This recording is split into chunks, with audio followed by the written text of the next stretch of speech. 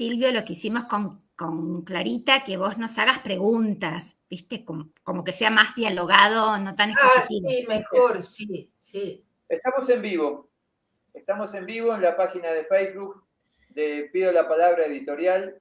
Me encuentro con Laura Méndez, me encuentro con Susana Bandieri, ambas autoras de la obra Río Negro, Los Caminos de la Historia.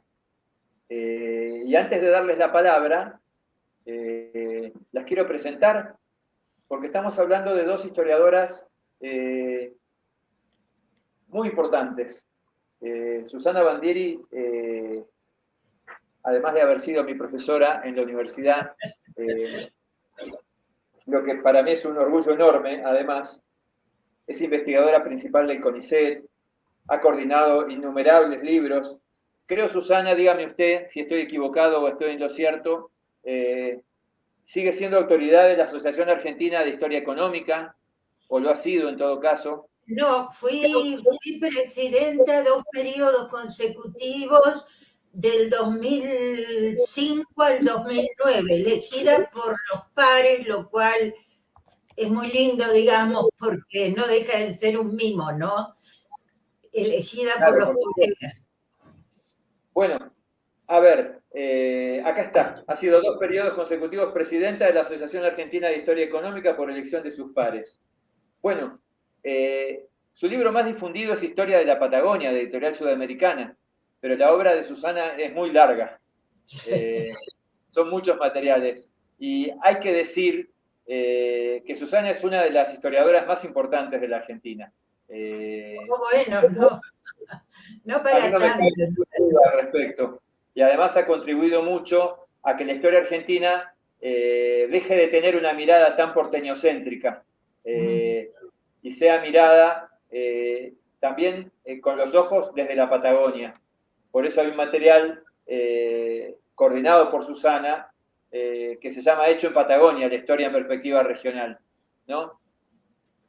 Otro material que se llama Cruzando la Cordillera. Bueno, ha sido Susana una persona muy importante en mi propia formación. Y tenemos a Laura Méndez. Gracias. Que nadie saque cuenta, por favor. Que nadie saque cuenta. Sacar cuentas. Se trata de que sos una persona que ha hecho aportes muy importantes a la historia regional y también a la historia argentina. ¿Sí? Gracias, Silvia, gracias. Está Laura Méndez. La producción de Laura Méndez también es enorme y además es multifacética, porque Laura Méndez, además de ser doctora en historia, igual que Susana, es una historiadora regional. Acaba de sacar un libro sobre las mujeres de la Patagonia, ha escrito sobre las efemérides escolares, ha colaborado conmigo en el libro Patagonia, temas y problemas, haciendo las actividades del material. Ha escrito sobre didáctica de las ciencias sociales. Bueno, no sé qué más decir. Para mí es un verdadero orgullo estar con ustedes dos y compartir esta transmisión en vivo. Pero el motivo por el cual estamos aquí es hablar de este material que voy a poner en pantalla. Río Negro, los caminos de la historia. ¿Sí? Son 2 tomos. Son 2 tomos que nos dan un panorama. Ahí está. A ver si se ve bien. Acá. Ahí está. Que nos dan un panorama completo de la historia de la provincia de Río Negro. Desde los registros arqueológicos más antiguos hasta la actualidad. Y ese es el motivo de esta charla. Así que acá Susana y Laura se han repartido de algún modo los tomos del material y Susana nos iba a hablar del primer tomo. Así que le doy la palabra a Susana y le voy a pedir disculpas si le interrumpo para hacerle algunas preguntas. No, al contrario, mejor así queda menos expositivo y un poquito más ameno. Gracias, Silvio, gracias por todas tus palabras excesivas y tus elogios excesivos. Bueno, no, para nada. Vamos a presentar con Laura, con quien es un honor, una colega y amiga de de años, es un libro que en realidad es una tarea de equipo. Si bien estamos nosotras dos nada más aquí como autoras, también participaron del libro otras 3 colegas que son de las 2 universidades más importantes del norte de la Patagonia, la Universidad de Río Negro y la Universidad Nacional de Comahue, que son Giulietta Piantoni, Liliana Pierucci y María Morales, a quien quiero hacer también un público reconocimiento, dado que en este libro hemos trabajado todas por igual. Es un libro, o los 2 tomos, son divididos en capítulos que incluso pueden permitir una lectura separada, digamos. Si uno quiere saber cómo se distribuyeron las tierras públicas del Estado después de la apropiación de las tierras de los pueblos originarios, puede leer el capítulo que trata esos temas. Hay capítulos de autoría individual, hay otros de autoría compartida, es decir, que es bien un trabajo de equipo. Y trabajamos mucho de manera conjunta y muy bien. Así que quiero reconocer ese trabajo de equipo. Bueno, este primer tomo, que va desde la arqueología, como recién decía Silvio, y llega hasta, diría yo, la finalización de los territorios nacionales. Es decir, que estamos hablando desde los primeros restos materiales que aparecen vinculados a lo que hoy es la provincia de Río Negro, hasta que finaliza la etapa de los territorios nacionales. Por las dudas, tal vez cabe recordar que una vez producidas mal llamadas campañas al desierto, que lamentablemente todavía aparecen así en alguna bibliografía. ¿Por qué digo esto? Porque el término desierto, para quienes llevaron a cabo esas campañas, no implicaba vacío de gente, implicaba vacío de civilización. Entonces, a veces uno repite terminología histórica que está como construida en función de quienes hicieron participaron en determinado hecho, acontecimiento, proceso histórico y se sigue repitiendo sin analizar el contenido. También tiene un capítulo inicial sobre las características geográficas de Río Negro. Una pregunta que por ahí deben estar haciéndose: ¿por qué una historia integral de Río Negro? Realmente nosotras veníamos recibiendo una serie de opiniones respecto a que hacía falta una historia integral de Río Negro. Si bien hay muchos colegas que producen desde la historia, desde la arqueología, desde la antropología, producen obviamente investigación y publican sobre Río Negro, eso aparecía. ¿Se está escuchando bien? ¿Sí? Perfectamente, bueno, Susana.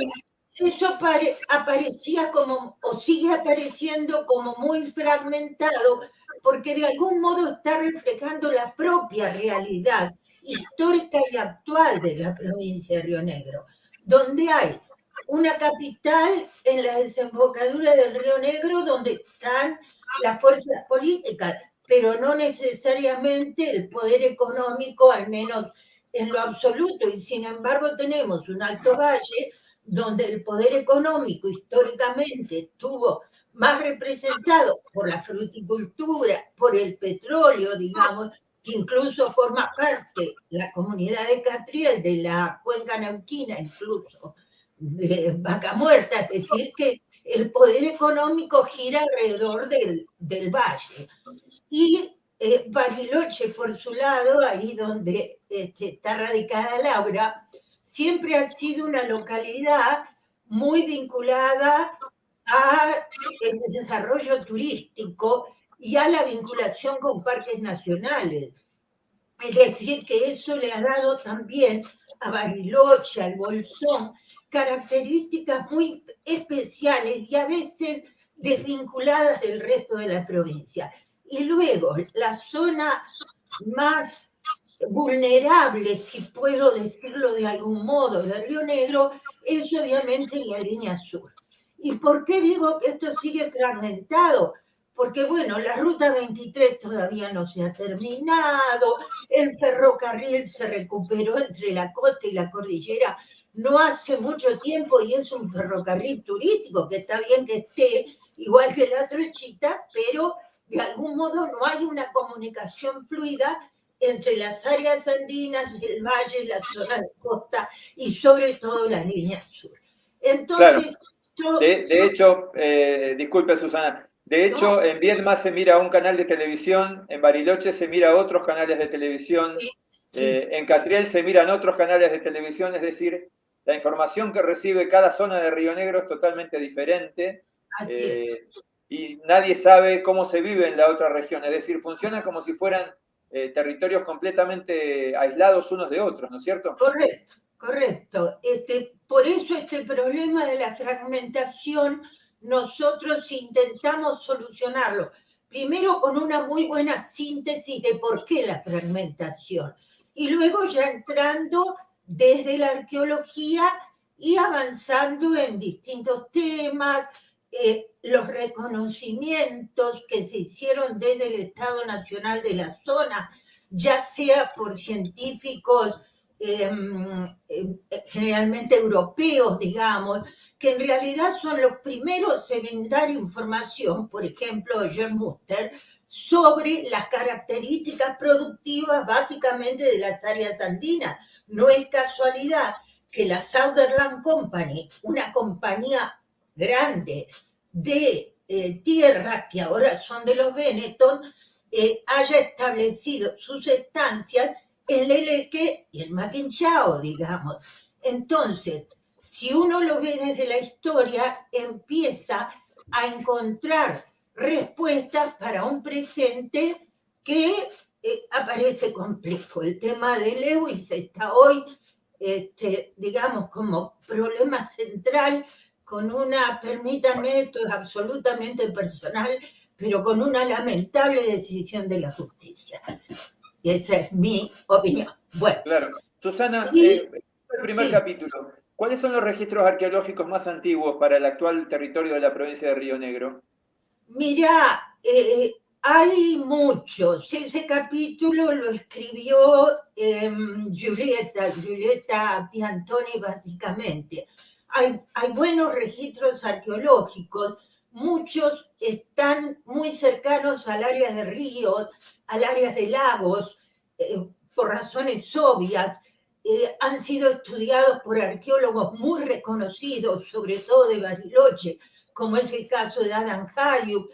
Hay restos muy interesantes que te muestran intercambios muy antiguos, muy antiguos. Estamos hablando de, se discute si 12.000 o 10.000 años antes de Cristo, pero restos muy antiguos de, por ejemplo, conchillas marinas y adornos femeninos hechos con conchillas marinas que son del Pacífico.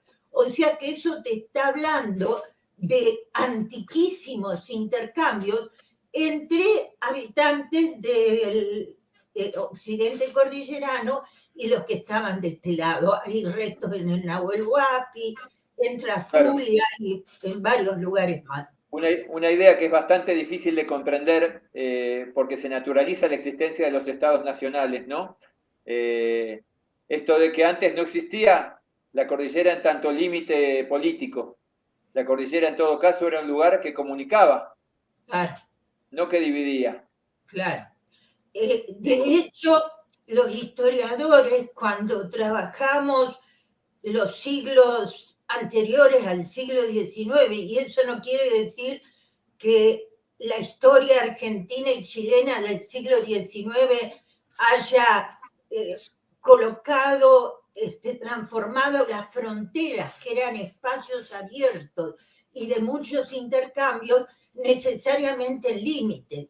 Pero a partir de las décadas, sobre todo de 1930, vos tenés ya una, y que tiene mucho que ver con la situación nacional e internacional, es decir, la crisis del 30 y la aparición de la industria sustitutiva de importaciones obligada porque se cancela la importación que hasta ese momento hacía el famoso modelo agroexportador, que exportaba materias primas y alimentos, importaba manufactura. Cuando eso se rompe con la crisis del 30, el Estado argentino empieza a querer tener una presencia más firme en la Patagonia. Y eso implica creación de parques nacionales en el año 34, de vialidad nacional, gendarmería nacional en el año 38. Entonces ahí las fronteras son entendidas más como límites, digamos. Pero de todos modos tenemos una cordillera muy permeable que hasta el día de hoy hay gente que cruza por lugares donde no hay fuerzas de control, ¿no? Y yo me había quedado pensando, ¿me están escuchando bien? ¿Sí? Perfecto. Bueno, yo me quedé, por ahí seguí hablando y quería recordar a los oyentes por qué decía que este primer tomo llega hasta la transformación de los territorios nacionales en provincias. Después de las campañas militares, obviamente, la incorporación de estos territorios, igual que los del Nordeste y la Pampa, se incorporaron no como las tradicionales provincias argentinas, sino como territorios nacionales, lo cual implicaba que las autoridades, gobernadores, jueces de paz, eran elegidos directamente por el Poder Ejecutivo Nacional, en todo caso con acuerdo del Senado. Las únicas elecciones posibles en estos territorios nacionales eran las de jueces de paz y comisiones municipales, pero muchas veces los gobernadores, que evidentemente venían designados desde otras provincias, muchas veces eran militares incluso, preferían no llamar elecciones municipales en las localidades que tuvieran más de 1.000 habitantes y designar comisiones de fomento, porque ahí es acuerdo entre poderosos, poderosos de la localidad, poderosos del gobierno. Y eso recién se cambió, los territorios nacionales se crearon por ley nacional en 1884 y se transformaron en provincias, es decir, que sus habitantes pudieron votar para presidente y vice y tener representantes en el Congreso recién en la segunda mitad de la década de 1950. Más de 70 años en condiciones de total dependencia económica, prácticamente total, económica y política de el poder central, ¿no?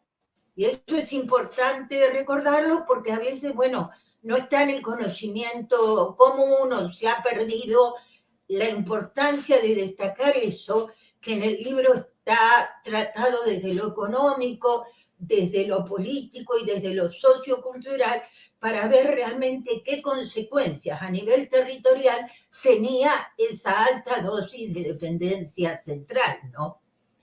Lo cual favorecía, agrego, el rol de, por ejemplo, importantes comerciantes en la Patagonia, porque si hacía falta construir un camino, instalar una balsa para poder cruzar el río, en general, la falta de rentas propias del gobierno territoriano hacía que fueran los comerciantes los que hacían esa inversión, porque obviamente les convenía para mantener sus niveles de ganancia, ¿no?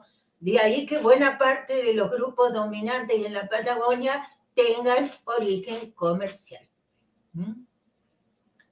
Bueno, y a ver, para contarles algo más de los capítulos, así después le doy la palabra a Laura.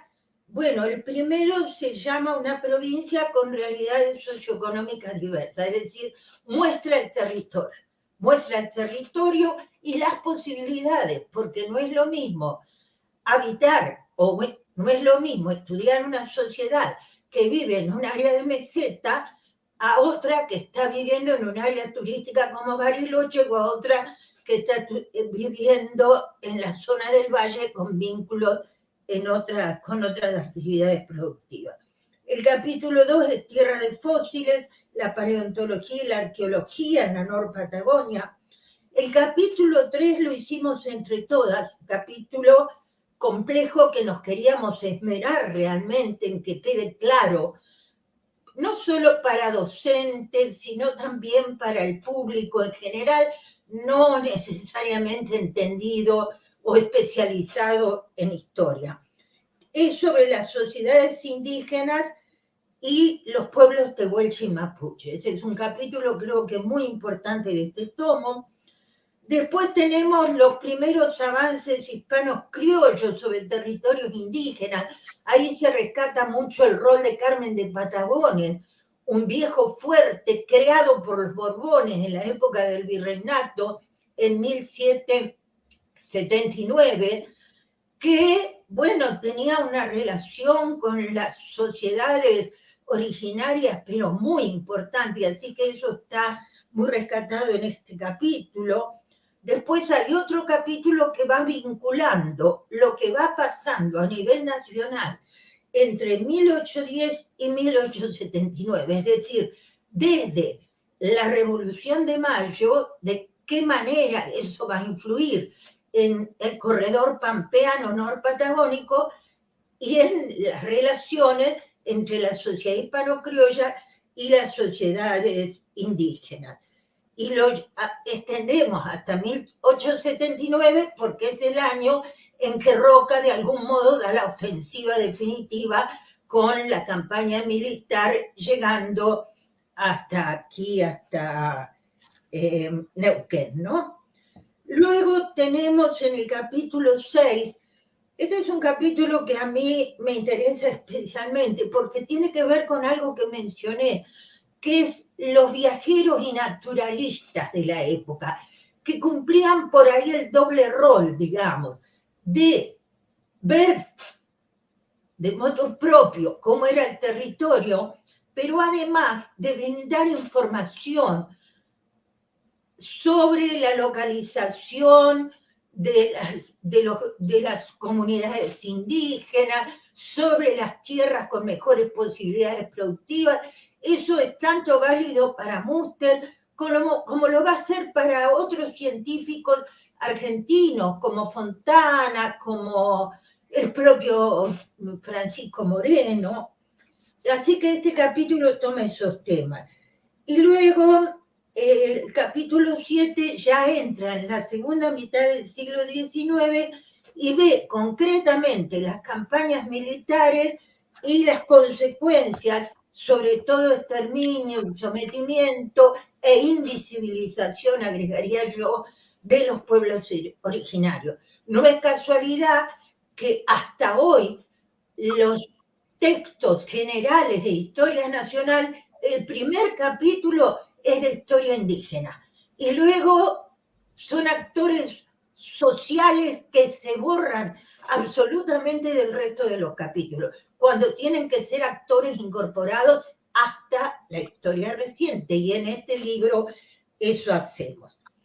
Después ya se toma la parte política, que la desarrolló justamente Laura, porque es más su especialidad en investigación, sobre todo en la etapa territoriana, es decir, qué características tenía el desarrollo del territorio nacional de Río Negro. El capítulo 9 hemos tomado un tema que es interesantísimo y que lo investigamos mucho desde hace tiempo, que cuál fue el destino de las tierras apropiadas. Porque al menos cuando yo estudié, lo que se nos decía es, bueno, se hizo la campaña militar, esas tierras pasaron a ser públicas del Estado Nacional y se entregaron al fin de obtener rentas. Es decir, la idea que había era que esas tierras habían sido en general vendidas para obtener rentas. Resulta que cuando entramos a estudiar minuciosamente este tema, ¿qué descubrimos? Que en realidad la ley que más se aplica es la de inmigración y colonización, una vieja ley de la presidencia de Avellaneda, que daba hasta 80.000 hectáreas de tierras gratuitas que en tanto periodo, no muy largo, no muy extenso, se debían colonizar. Ninguno de los presuntos colonizadores, que les puedo asegurar son del jet set porteño, porque además se entregaban en Buenos Aires, son ministros, son diputados, son gobernadores de provincia. Podríamos dar montones de nombres y nos encontraríamos con que ninguno vino a ver las tierras que tenía que colonizar, ninguno las colonizó, y pocos años después, en 1891, se discute mucho en el Congreso, pero igual se aprueba una ley que los convierte en propietarios. Es decir, que lo que está primando en este periodo es la especulación inmobiliaria. Exactamente. Es la especulación, y sí tenés algunos casos que sí se pusieron a producir, digamos, pero en general lo que vemos es una especulación muy importante. Yo siempre cito un caso que no es de Río Negro, es de Neuquén, pero que me parece muy gráfico. El ministro del Interior, de Juárez Selman, el que sigue como presidente a Julio Argentino Roca, en 1886, era Uriburu, Francisco de Uriburu. A Francisco de Uriburu le dieron 80.000 hectáreas por la ley de colonización muy cerca de Junín de los Andes, las mejores pasturas de la actual provincia de Neuquén.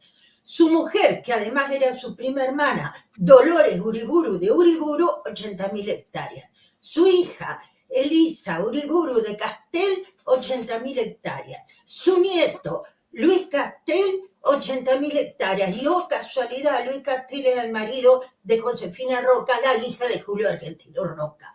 Entonces, cuando uno entra a ver eso, nunca vinieron, nunca colonizaron, cuando se transformaron en propietarios de 320.000 hectáreas de pasturas de la mejor calidad, cercanas al río Limayo, o sea que es problemática que se repiten también. En Río Negro se la vendieron a una compañía Chile-Argentina que Laura ha estudiado muy bien. Sí, capitales chilenos, cuando por otro lado se suponía que el poblamiento de Patagonia era para frenar la entrada de chilenos. Y esto creo que es una demostración más que las burguesías no tienen patria, porque cuando uno ve quiénes eran los socios de la sociedad Chile-Argentina, tenés los Sosa, capitales, los más importantes capitales del cobre chileno, los Concha de la bodega Concha y Toro, y así Stubenrauch, que es el cónsul alemán en Chile.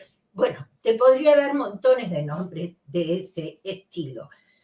Y el último capítulo, el capítulo 10, se refiere a qué proyectos de desarrollo en algún momento de la historia se produjeron y que involucraban al territorio de Río Negro.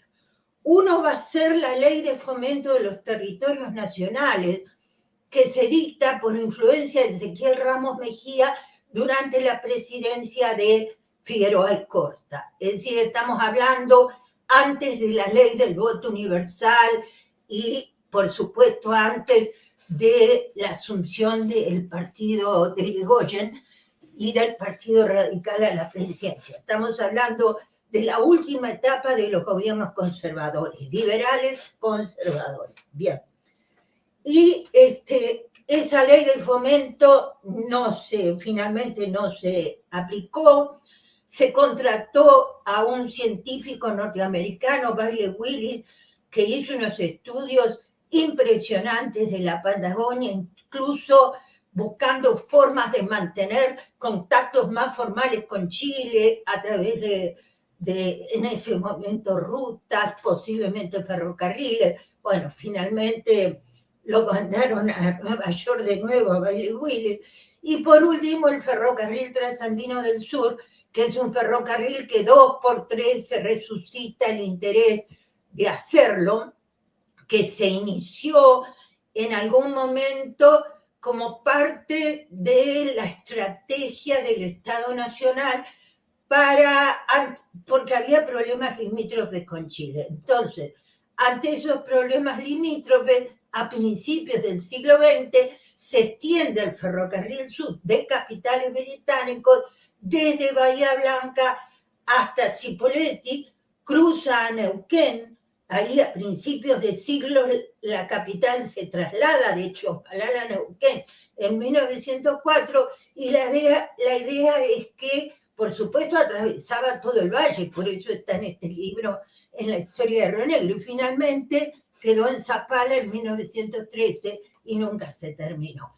Bueno, eso es el contenido en síntesis de lo que es este tomo 1. Y ahora la voy a dejar a Laura que nos explique el tomo 2, que por supuesto se acerca mucho más, se acerca del todo, digamos, a la historia más reciente de Río Negro. Gracias. ¿Sí? Bueno, en primer lugar, un placer estar con dos personas que quiero y admiro, tanto como mi maestra Susana y mi amigo y colega Silvio. Este libro está escrito por 5 mujeres y a nosotros nos gusta decir que somos 3 generaciones, porque Susana fue mi profesora, yo fui profesora de las otras 3 compañeras que forman parte del libro y hoy somos 5 colegas que nos formamos, transitamos y ejercemos nuestra tarea en la universidad pública.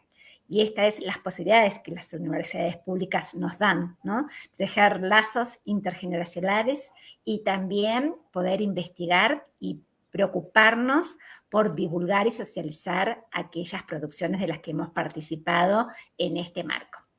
En ese sentido, ¿qué encontraría alguien interesado en leer Río Negro, los caminos de la historia? En primer lugar, una gran obra de síntesis, donde en muchos casos las síntesis son sobre investigaciones propias, pero en otros casos son síntesis de resultados de investigaciones hechos por colegas diseminados por toda la Patagonia. Por eso este libro es deudor de todos aquellos grupos, asentamientos, lugares y personas que desde hace muchísimo tiempo han trabajado y han participado de estudios, muchas veces más puntuales o circunscriptos en un espacio o una temporalidad acotada, pero que son en muchos casos la materia prima de este libro que nosotros nos gusta llamar de una historia integral. Y cuando decimos historia integral, siempre los historiadores y las historiadoras nos preguntamos qué tipo de historia estamos haciendo y con qué materiales construimos esa representación y reinterpretación del pasado que queremos narrar. Y decimos que es total porque hemos tratado de abarcar tanto el aspecto económico como el cultural, como el social, como el científico, como el identitario. Es decir, una historia que tiene puertas de entrada desde diferentes aspectos de la vida social. Y es una historia que, si bien es profundamente rionegrina, está pensada desde un enfoque regional, porque estas barreras que construyeron provincias son barreras y límites artificiales y existen largas tradiciones en la larga duración que vinculan lo que hoy es Río Negro con Neuquén, con lo que hoy es Chubut, con lo que hoy es Chile. Si este enfoque regional nos permite pensar problemas más allá de los límites impuestos desde algunos escritorios, desde el poder central. En este libro, quien lo quiera leer, invitamos su lectura, van a encontrar también muchas referencias bibliográficas y muchas fuentes citadas que permitirían a quien le interese poder profundizar aquellos capítulos que de manera sintética han tenido que dar cuenta de una vasta variable de la sociedad y que hemos tratado en unas 20 o 30 páginas poder dar alguna síntesis de la vida económica, política, cultural, social de el primero territorio indígena, luego territorio nacional y finalmente provincia de Río Negro.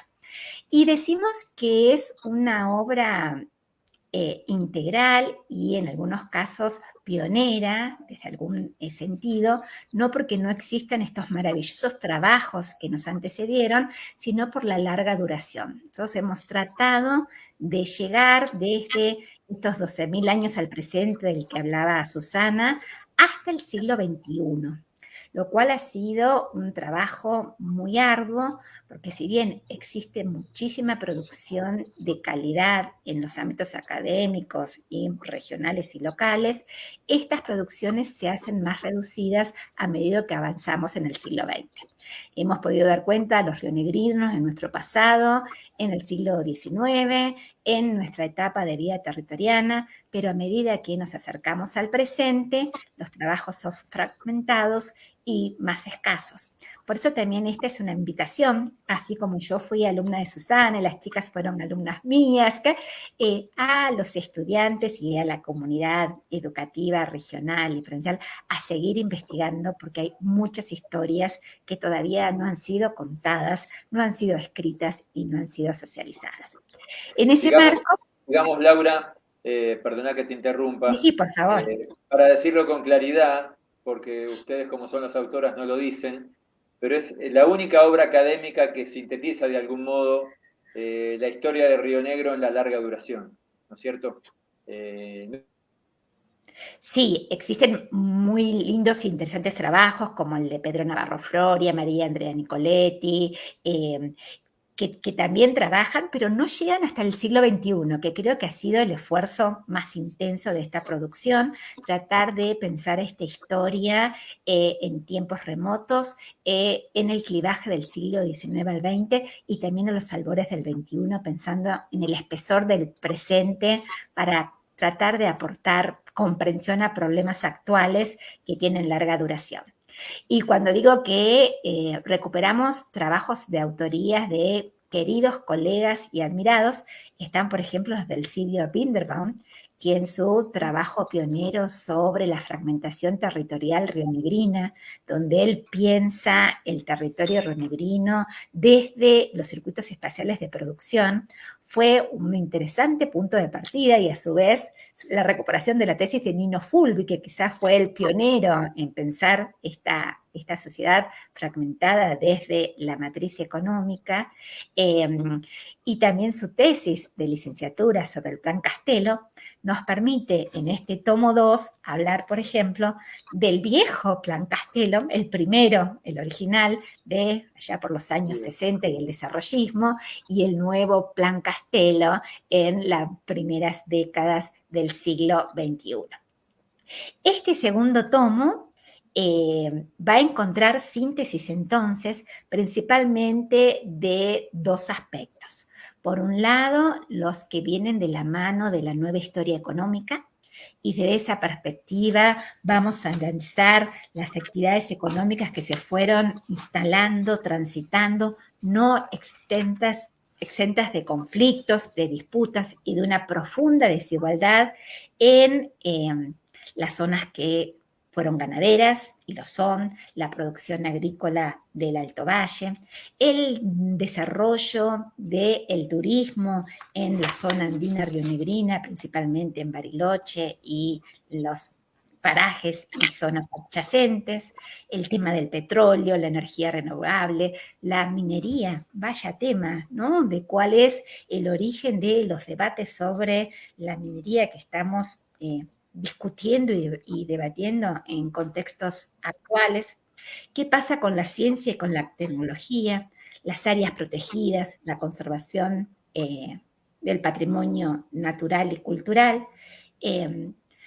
Un raconto profundo, aunque sintético, de qué pasa con nuestro territorio cuando se transforma en provincia y qué proceso político peculiar y tan diferente como nuestro par neuquino tuvo nuestra Río Negro desde los tiempos de dictaduras y democracias. Laura, perdona Sí. que te interrumpa. Si vos tuvieras...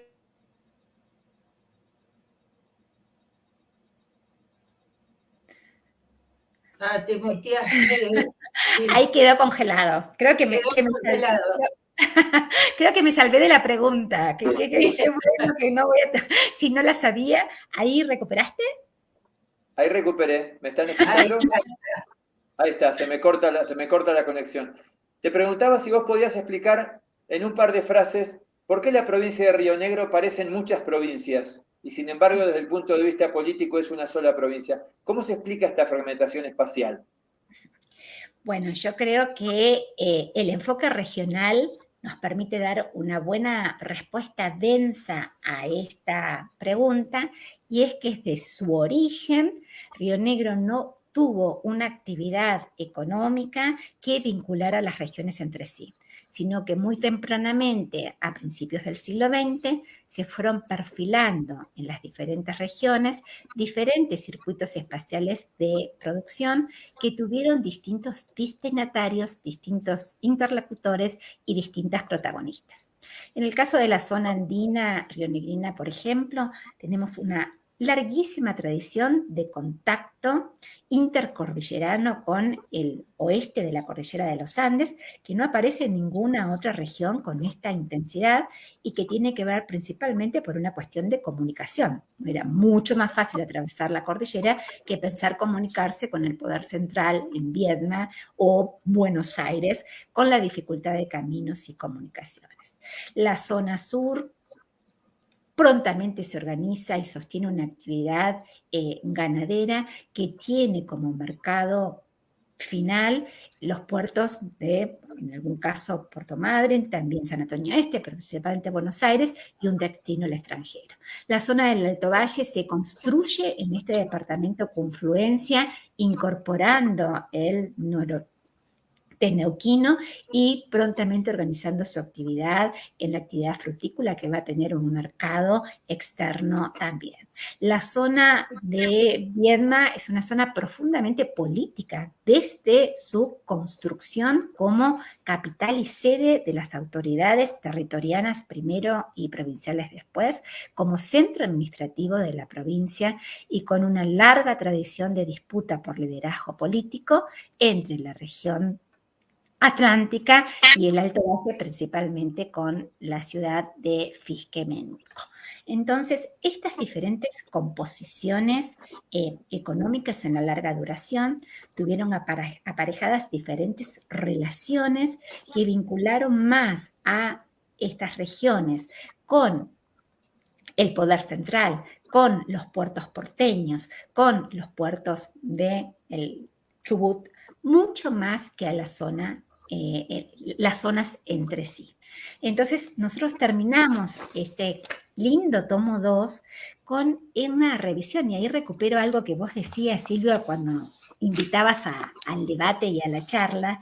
¿Qué pasa con la identidad rionegrina, no? Tenemos una querida colega rionegrina que hizo su tesis doctoral sobre la neuquenidad, y nosotras nos pensamos si es que podemos hablar de una identidad rionegrina, o en realidad son identidades múltiples, contingentes, muchas veces antagónicas, muchas veces profundamente desiguales, pero que construyen un mosaico de heterogeneidad que quizás sea lo que nos caracteriza a rionegrinos y a rionegrinas.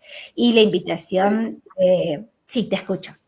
De hecho, ha habido enfrentamientos entre los sectores dominantes de la ciudad de General Roca con la ciudad de Cipolletti. Ha habido disputas por la capitalidad entre la ciudad de General Roca y Viedma. Es decir, la historia política de Río Negro también está cruzada por enfrentamientos entre ciudades, ¿no es cierto? Exactamente. Y esos enfrentamientos nos permiten, por ejemplo, leer el Plan Castelo, ¿no? Como el Plan Castelo, en su primera versión de los años 60, tuvo más que ver con equiparar el poder económico y político de la zona atlántica en tensión y disputa permanente con el Alto Valle y su epicentro en Fisquemincué, que con un plan de desarrollo integral de todo el territorio. De hecho, solo el 10% del presupuesto que tuvo el Plan Castelo en su primera versión fue destinado para obras de la zona sur, para la línea sur rionegrina. Y casi un 70% para la zona atlántica y el 20% restante para el Alto Valle. Este tipo de análisis son los que están en el libro, las que nos permiten pensar la cuestión política como una cuestión densa, donde las disputas del poder explican trayectorias políticas, partidos políticos, que muchas veces se tensaron y se disputaron aún al interior del propio partido, liderazgo, como es el caso de la Unión Cívica Radical y la tensión entre la zona atlántica y el Alto Valle y sus referentes políticos, y también nos permite de alguna manera vincular lo político con lo económico, con lo social, y dar alguna explicación del comportamiento electoral de nuestra provincia, también de su profunda desigualdad social y también de su profunda riqueza, porque también recuperamos en este tomo 2 el arte, las festividades, las manifestaciones artísticas, los monumentos de nuestras ciudades que permiten pensar esta realidad pasada y presente en clave plural y diversa. Así que de eso trata el segundo tomo. Bien, yo les quería hacer una pregunta, espero que no se me corte mientras la estoy haciendo, porque hay un discurso que se escucha mucho, que tiene que ver con el vínculo entre la cultura mapuche y tehuelche, ¿no es cierto? Y el territorio de la actual provincia de Río Negro fue habitado por ambos pueblos, ¿no es cierto? Uh-huh. ¿Qué nos pueden decir respecto del vínculo entre el pueblo mapuche y el pueblo tehuelche? De algún modo, para contar la verdad histórica respecto de este vínculo, ¿no es cierto? Yo sé que ustedes lo han investigado en profundidad y está bueno poder establecer una mirada equilibrada al respecto. Sí, Laura, ¿querés responder? Empezá vos y yo termino. Nosotros hicimos un análisis muy cuidadoso del tema, justamente para estar por encima de esto que vos mencionabas, digamos, cuando vos ves estos temas desde la historia, no es posible mantener las viejas versiones de lo que se llamaba la escuela histórico-cultural, para lo cual vos tenías los mapuches eran chilenos y los tehuelches argentinos. Cuando con una cordillera absolutamente porosa como tenemos, digamos, los vínculos obviamente que existían. Evidentemente el avance mapuche más hacia las pampas, digamos, más hacia el oriente de la cordillera, se va a dar en el siglo XIX, por razones obvias, digamos. También los tehuelches están defendiendo sus propios espacios en la Patagonia más austral. Y aquí en la Norpatagonia vas a encontrar, en algunos casos, enfrentamientos, que históricamente hay que mencionarles. Hay encuentros como entre cualquier sociedad, digamos. Pero como pasa en todas las culturas. Exacto, pero también mucho mestizaje. Los caciques, que los nombres les van a resultar conocidos a los oyentes. Sayhueque, madre tehuelche, padre mapuche. Sus primos, Inacayal y Follel, me escapaban. Inacayal y Follel, primos hermanos que están en el área de Río Negro, porque Sayhueque estaba en el Valle de Sayunco, cerca de Junín, son primos hermanos de él y también, madre tehuelche, padre mapuche, digamos. Entonces, el mestizaje hay que tenerlo en cuenta.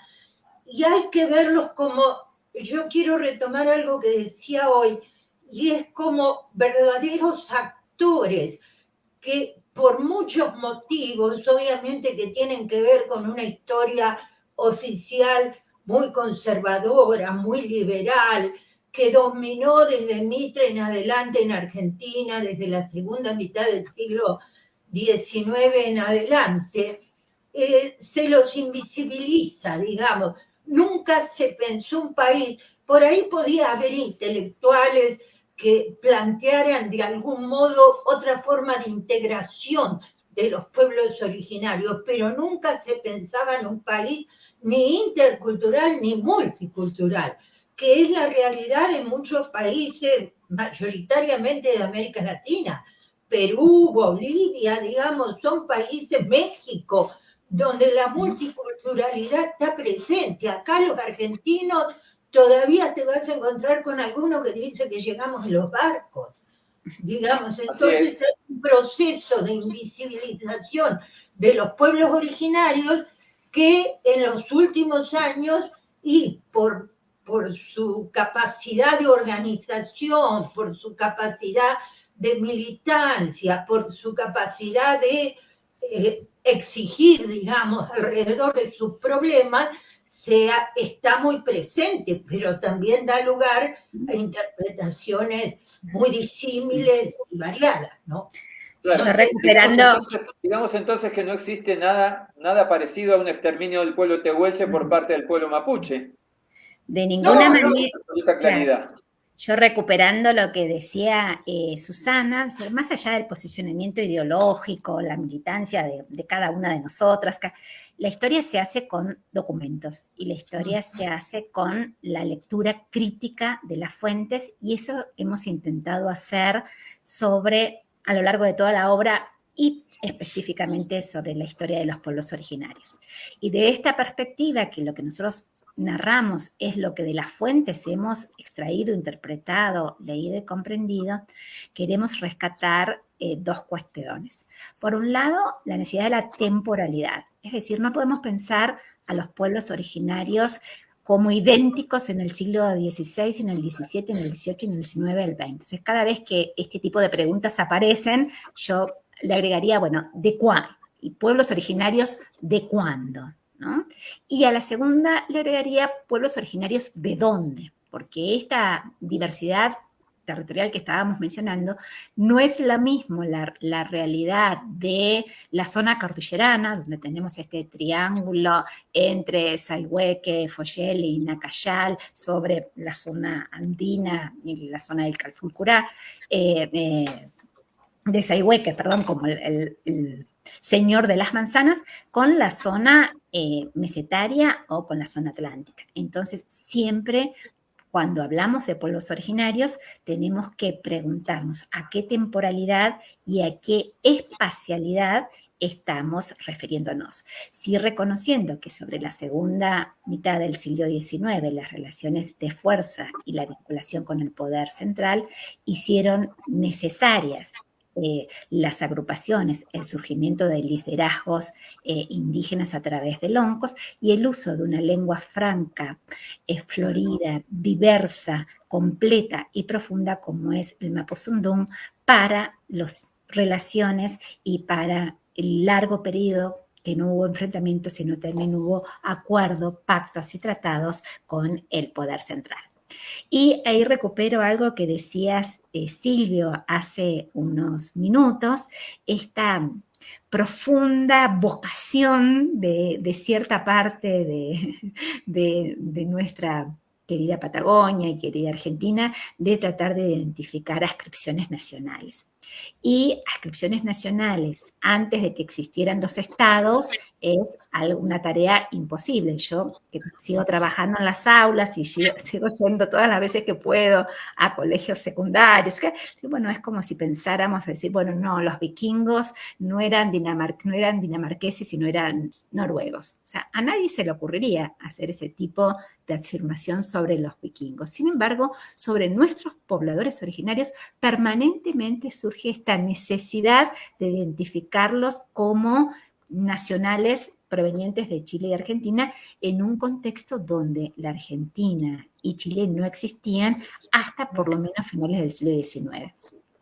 Y en el caso de la zona andina, en las realidades de las prácticas sociales, de las económicas, de los intercambios de bienes y personas, esto siguió fluyendo por lo menos con mucha intensidad hasta la década del 30, y recién esta primera dictadura cívico-militar argentina y su afán xenófobo y nacionalizador va a hacer que se reconfigure la frontera como un límite más difícil de franquear, aunque el intercambio siguió.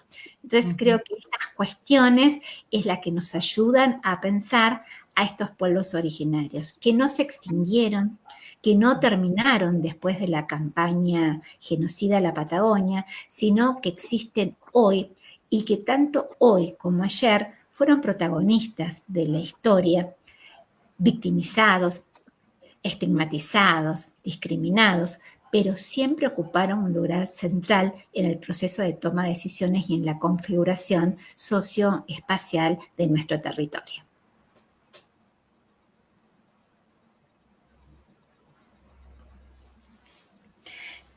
Creo que Silvio se quedó sin palabras. Dijo, he quedado, no tengo palabras para esto. Sí me escribía por privado que está con una tormenta en el lugar de donde está en este momento, que es en el Huecú, así que eso bueno, eso debe estar... Internet. Claro, todos sabemos. Las comunicaciones, seguro. Sí. Bueno, se nos muteó, así que no sé, Sí, ¿cómo, yo creo, si hay algún comentario, lo pueden escribir claro, por el chat que tenemos para compartirlo o alguna pregunta, pero creo por que... ahí voy a aprovechar este ratito. Los libros, por acá, tienen una tapa hermosísima. Son acuarelas que muy gentilmente nos cedió Rodolfo Guerrizi de Viedma a través de Giulietta Piantoni, que lo conoce mucho, y nos dio 2 acuarelas. Esta es la Precordillera y la del tomo 2 Río Chico. Y son lindísimas. Si tiene unas tapas que por ahí no son las tapas que suelen tener los libros académicos, que son más formales. Justamente las elegimos por eso. Son paisajes rionegrinos. Es el territorio donde se va a sentar la sociedad, ¿no? Es decir, quería mencionarlo porque realmente tiene unas tapas muy originales. Y sí, yo para ir cerrando ya, ojalá Silvio se pueda sumar, recordaba, no sé Susana si te acordás, un panel que hicimos en unas jornadas de historia social de la Patagonia que se hizo en Trevelin hace ya un montón de años atrás, donde tuvimos un panel con Raúl Mandrini, con un colega chileno, Muñoz Sugaret, y vos como nuestra representante de la Universidad del Comahue, y vos dijiste una frase que yo siempre recupero en instancias de clase, que es: la Patagonia tiene quien la escriba, pero no tiene quien la lea, ¿no? Y a veces no es que falten textos, sino que a veces faltan lectores. Y a veces la academia tiene la responsabilidad de que faltan lectores porque abusa de un lenguaje encriptado, lleno de citas y de fuentes, difícil de comprender, con vocabulario específico. Y nosotros hemos intentado en estos 2 tomos de preservando el rigor académico y dando cuenta de este exhaustivo trabajo con la lectura crítica de fuentes y resultados de investigación de prestigiosos colegas de universidades regionales principalmente, tratar de utilizar un lenguaje amable, un texto que sea fácil de leer, que invite y se amigue con lo que tiene la historia, que más allá de datos y fechas y procesos, también tiene pasión, también tiene vida, también tiene goce, también tiene colores y expresiones y una profunda vocación de impactar a quien la lee, porque como toda vida está llena de matices, de grises, de cambios, de procesos que continúan. Así que bueno, ese fue otra apuesta de estos 2 tomos. Sí, así es, sí. muy bien lo que vos recalcabas, porque hicimos un esfuerzo especial, porque la academia tiene un vicio, y es que en general, por la misma forma de funcionar de las universidades del CONICET, estamos produciendo para revistas de muy alto nivel del extranjero muchas veces, y no hacemos verdadera transferencia social de la sociedad que nos está manteniendo a la universidad, al CONICET, digamos. Entonces, ahora se valoriza mucho más que antes. Ahora, si yo presento mi informe al CONICET, tengo un punto que es transferencia, es decir, si hice radio, si hice prensa, donde mostré a la sociedad lo que yo estoy haciendo como investigadora. Y en realidad es lo que hicimos en este libro, mostrar no solo, como dijo Laura, lo que nosotras investigábamos, sino lo que investigan y han investigado muchos colegas, que pueden ser rionegrinos, sobre Río Negro, pueden ser rionegrinos, pueden ser patagónicos en general, pueden ser de la Nor Patagonia, pueden ser de Buenos Aires, pueden ser del extranjero.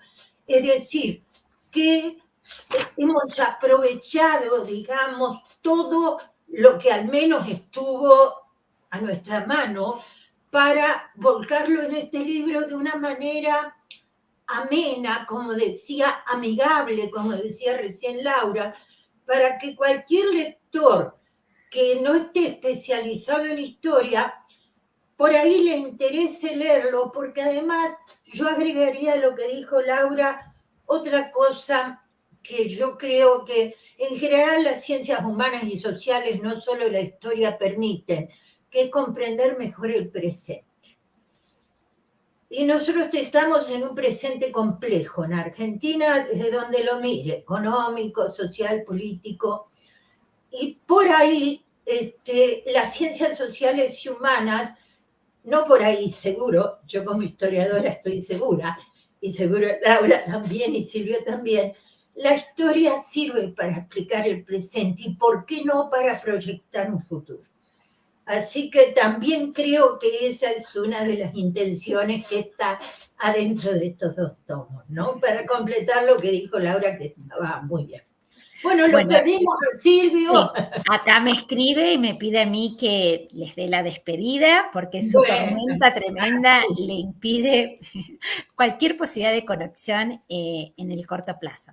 Les decimos que hemos intentado al menos que el libro esté presente en las bibliotecas públicas de algunas localidades, por lo menos las de las autoras, que la UNTER ha comprado los 2 tomos para los institutos de formación docente de nuestra provincia, y que la posibilidad de escribirnos por mail, acordar una charla, aunque sea virtual, vincularnos con las instituciones educativas en las cuales trabajen, si es que tenemos algún docente participando de este encuentro. Para nosotros es un placer, porque justamente así se llama el libro, ¿no? Los caminos de la historia, esos caminos que a veces se entrecruzan, y son en esos entrecruzamientos donde uno puede recuperar el sentido de este pasado que se hace presente, y que aquello que para Susana, para mí, para las chicas no solo es una profesión, sino también es una vocación y un compromiso con tratar de dar cuenta con muchísimo gusto cualquier duda, cualquier inquietud, cualquier propuesta, cualquier crítica es súper bienvenida. Alentar a que la historia también se milita, ¿no? En contextos que estamos hablando tanto de militancia, militar el pasado para tomar posición fundamentada puede ser un buen ejercicio para poder también pensar fundamentadamente el presente. Así que bienvenidos sean otras investigaciones, otros textos, otros discursos que circulen, y esta historia rionegrina que necesita ser caminada, ojalá que encuentre en el andar, más allá de los resultados, porque lo importante del camino es su tránsito y no su llegada, ojalá otros lectores. Así que bueno, estás justo, Silvia, para dar el cierre final. porque ya nos estábamos Bueno, despidiendo. fue una transmisión un poco accidentada. Acá donde estoy yo en el norte de Neuquén hay una tormenta importante. Así que bueno, les agradezco muchísimo, les pido mil disculpas por las dificultades y fue una alegría enorme haber compartido este rato con ustedes y haber compartido estas cuestiones que creo que son tan importantes para la historia patagónica y para la historia. Yo, además de agradecer, por supuesto, a Laura como colega y amiga y coautora, pero a Silvio, que, bueno, se interesó por publicar. Este no es un libro que comercialmente uno lo pueda mandar a una librería de Buenos Aires porque tiene un público de algún modo más restringido a la Nor-Patagonia, seguro. Entonces, gracias a Pido la Palabra por darnos la posibilidad de publicarlo, y retomo algo que dijo Laura. Tanto Pido la Palabra como Laura como yo estamos en Facebook, tenemos mail, ya no me pidan a mí ni Instagram ni Twitter, no, hasta ahí no llegué, pero Facebook, WhatsApp y mail, perfecto, lo mismo la editorial y lo mismo Laura. Así que a disposición de todos los que pudieran haber escuchado esta presentación, todos y todas. Gracias. Bueno, con esto cerramos. Muchísimas gracias a todos y a todas. Seguramente esto se va a multiplicar por mucha más gente que lo va a ir viendo con el transcurso de los días. Nos estamos encontrando entonces. Muchísimas gracias. Gracias, Su. Chao, chao. Chao, chao.